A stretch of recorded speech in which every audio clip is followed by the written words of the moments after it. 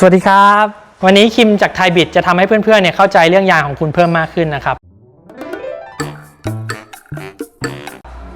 ก็วันนี้เอาใจสายรถกระบะนะครับผมเพราะว่าเพื่อนๆอาจจะยังไม่เข้าใจว่าจริงๆแล้วสายรถกระบะจริงๆมีกี่ประเภทนะครับเวลาเราเลือกจะซื้อยางสักชุดหนึ่งนะครับก็ยางกระบะนะครับคิมก็จะแบ่งให้เพื่อนๆเป็น3ประเภทนะครับผมก็คือประเภทที่1ก็คือประเภทของการบรรทุกน้ำหนักนะครับอย่างที่2ก็คือเน้นการใช้งานทั่วไปแล้วก็เน้นความนุ่มเงียบนะครับอย่างที่3ก็คือแนวลุยๆนะครับแนวออฟโรดนะครับหรือว่าเป็นแนวออเทอร์เลนนะครับผมอย่างแรกก็คือประเภทเรื่องบรรทุกน้ำหนักนะครับบรรทุกของอะไรอย่างนี้นะครับโดยผมจะแบ่งเป็น2อย่างก็คือมากกว่า2ตันและก็น้อยกว่า2ตันนะครับผมในกรณีที่รถบรรทุกน้อยกว่า2ตันคิมถือว่าเป็นการใช้งานทั่วๆไปครับไม่หนักมากนะครับยางหลายๆยี่ห้อสามารถใช้งานได้ครับอย่างตัวอย่างเช่นยางมิชลินอาร์จิลิสบิสโตนดูลวิท R611 นะครับดันล็อป LT 37นะครับผมหรือว่าจะเป็น Maxxis MA 579นะครับไซส์ยางส่วนใหญ่จะเป็นไซส์ยาง205 70-15หรือ215 70-15นะครับโดยยางพวกนี้สามารถใช้งานได้หมดนะครับแต่ว่า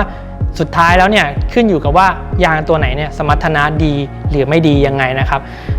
เพื่อนๆสามารถที่จะเลือกยางไซส์นี้ง่ายเพราะว่าไม่ค่อยบรรทุกน้ำหนักนะครับก็ใช้งานทั่วๆไปได้ไม่มีปัญหาอยู่แล้วปี2ปีสบายๆนะครับ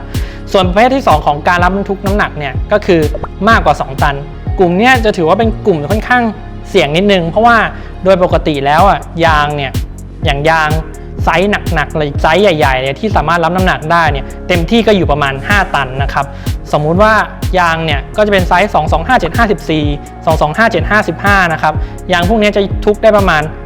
5ตันรวมรถรวมของนะครับไม่ใช่ว่าของ5ตันรถอีกตันกว่านะครับไม่ใช่นะครับก็คือรวมรถรวมของ5ตันนะครับประเภทนี้เพื่อนๆต้องเลือกกันดีๆครับจุดสังเกตง่ายๆก็คือกลุ่มพวกที่ใช้คำว่า heavy duty นะครับอย่าง Bridgestone ก็จะเป็นรุ่น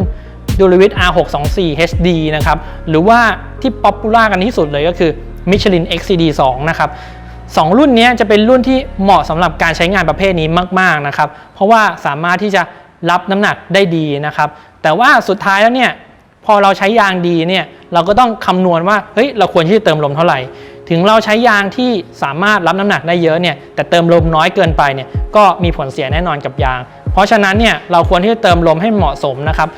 อย่างน้อยๆก็คือแม็กซิมัมของยางที่รับได้เลยนะครับผมก็จะดีที่สุดนะครับก็จะทำให้ยางประเภทนี้ใช้งานได้นานนะครับผมส่วนต่อมาคือประเภทการใช้งานทั่วไปนะครับส่วนใหญ่ๆแล้วก็จะเป็น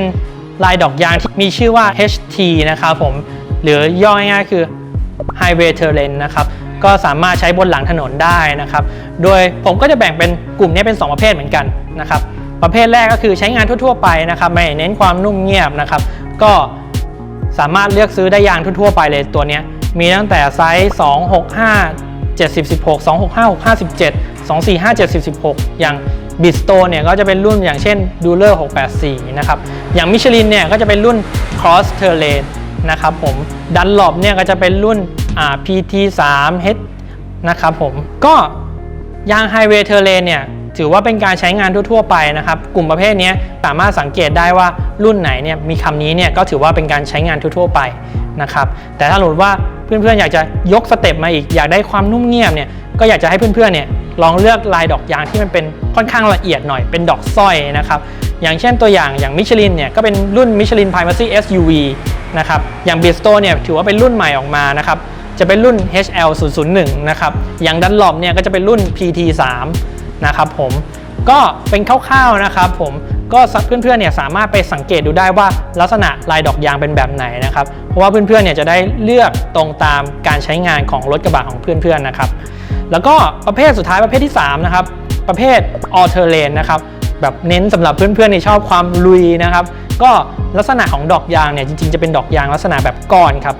พอลักษณะเป็นดอกก้อนจะมีแรงตะกุยที่ดีกว่านะครับชื่อรุ่นส่วนใหญ่ก็จะเป็นรุ่นคำว่า AT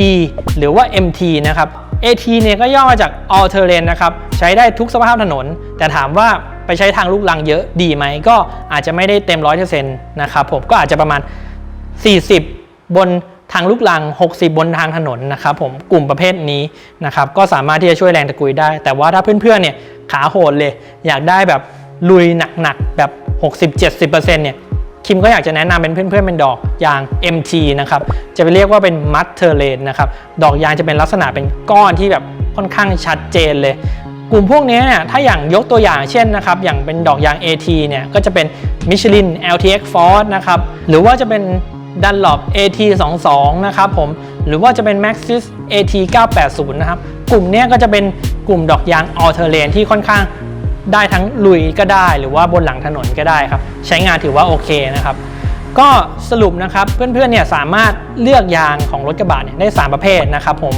ก็คือประเภทแรกเนี่ยประเภทของการบรรทุกของนะครับเพื่อนๆก็เลือกดูว่าบรรทุกของมากกว่า2 ตันหรือว่าน้อยกว่า2 ตันนะครับแล้วก็เป็นไซส์ที่ผมแนะนำไปนะครับอย่างที่2ก็คือประเภทที่2ก็คือกลุ่มยางใช้งานทั่วไปนะครับก็เป็นเรื่องเป็นดอกยาง HT นะครับผม H ฮ่องกงแล้วก็ T ไทยแลนด์นะครับแล้วก็กลุ่มประเภทที่3นะครับก็เป็นกลุ่มประเภทยางลุยๆนะครับก็เป็นเรียกว่าดอกยาง AT นะครับหรือ All Terrain หรือว่า MT ก็ได้นะครับเป็น Mud Terrain นะครับผม